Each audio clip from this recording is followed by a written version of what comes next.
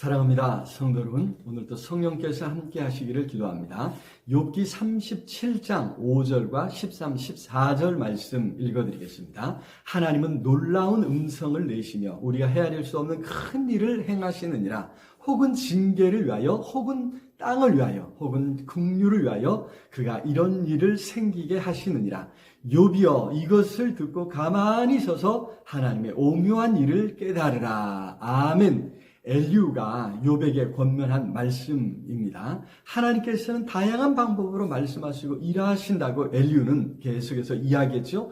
양심을 통해서도 말씀하시고 고난을 통해서도 말씀하신다고 했습니다. 무엇보다 역사 속에서 하시는 일들을 통해서 말씀하신다고 했습니다. 그렇게 하셨던 일들이 지금은 성경에 기록되어서 우리가 읽고 배울 수 있지 않습니까? 그런 일들을 잘 배우고 기억해서 그것을 근거로 지금은 어떤 일을 하시는가 살펴봐야 될 줄로 믿습니다. 자, 계속해서 엘리후는 자연 현상들을 예로 들었습니다. 36장에서 구름이 생성되고 비가 내리는 과정을 생생히 묘사하면서 그것이 하나님께서 하시는 일이라고 했습니다. 여기 37장에서도 계속 그런 자연 현상들을 언급하고 있습니다. 자연 현상들도 하나님의 통제 아래에 있어서 하나님께서 그 뜻대로 주관하신다는 것이죠. 중요한 것은 그런 자연 현상들을 보면서 어떤 사람들은 마음이 흔들리고 거기에서 뭔가 하나님의 말씀을 찾는다는 것입니다.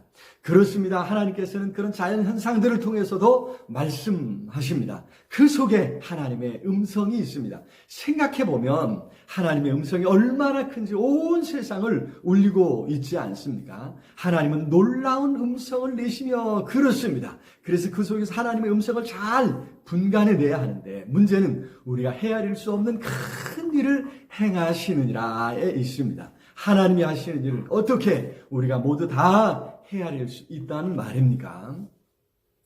그렇습니다. 세상에서 우리의 삶에서 일어나는 모든 일이 하나님에게서 일어나는 일인 것을 잊지 말아야 합니다. 하나님의 허락하심 속에서 일어납니다. 거기엔 하나님의 뜻이 있고 하나님의 계획이 있습니다. 하나님은 그런 모든 일을 통해서 오늘도 우리에게 찾아오시고 말씀하시는 줄로 믿습니다.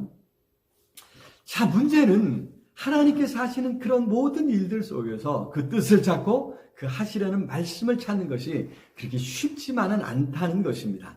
13절에 보니까 혹은 징계를 위하여, 혹은 땅을 위하여, 혹은 긍휼을 위하여 그가 이런 일을 생기게 하시느니라 말씀했습니다. 한 가지 목적만 있는 게 아니라는 것입니다. 세상 많은 사람에게 동시에 일어나는 일이라 하나님은 그런 일들을 통해서 뭔가 다양한 여러 가지 목적을 성취하시는 것입니다. 징계를 위한 것일 수도 있지만 단순히 땅을 위한 것일 수도 있고 긍휼과 사랑의 표현일 수도 있다고 말씀했습니다. 그래서 우리는 하나님께서 무엇을 하시는지, 무엇을 원하시는지 부단히 묻고 또 살펴봐야 될 줄로 믿습니다. 자, 그러니 이런 하나님을 생각한다면 욥이 해야 할 일이 무엇이겠습니까? 우리가 사람들이 해야 할 일이 무엇이겠습니까? 어떤 사람들은 시험과 환난을 겪으면서 하나님을 욕하고 하나님을 떠나가 버리고 맙니다. 여러 방법으로 찾아오시고 말씀하시는 하나님의 음성을 들으려 하지 않는 것입니다. 하나님이 그럴 수 있느냐고 이야기하고 하나님을 더 떠나가 버립니다. 얼마나 어리석고 얼마나 안타까운 일입니까? 자, 그러니 욥은 이제 조금 더 깊이 생각해 봐야 했습니다.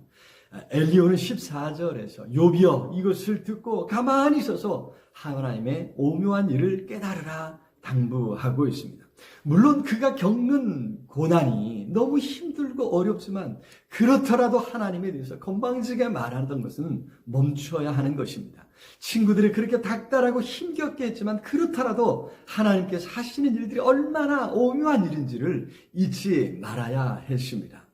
그리고 다시 하나님을 경외하는 것으로 돌아와야 하는 것이지요. 오늘 우리가 하나님에 대해서 어떻게 생각하는지, 얼마나 하나님을 알고 하나님의 일하심을 아는지 한 번 더 돌아보았으면 좋겠습니다. 그리고 하나님을 경외하는 일에 우리의 마음과 힘과 뜻과 온 정성을 모아야 할 줄로 믿습니다. 결국 하나님을 경외하는 것이 살 길입니다. 문제를 통해 하나님을 떠나는 것이 아니라 하나님께 더 가까이 가는 것이 살 길임을 기억하고 하나님을 찾고 하나님 앞에 나아갈 수 있기를 바랍니다. 사랑의 주님 참으로 감사합니다. 오늘도 여러 가지 방법으로 우리의 삶에 찾아오시고 말씀하시는데 하나님 듣지 못하고 깨닫지 못했습니다. 우리의 귀를 열어주시고 우리의 마음을 열어주시고 우리에게 지혜를 주셔서 그 말씀을 그 음성을 듣게 하시고 깨닫게 해 주시옵소서. 성령 하나님 능력의 손으로 꼭 붙들어 주시고 깨우쳐 주옵시기를 주여 간절히 소원하고 예수 그리스도 이름으로 기도드리옵나이다. 아멘. 아자 오늘도 우리 제만에서 승리하시기를 기도합니다. 사랑합니다.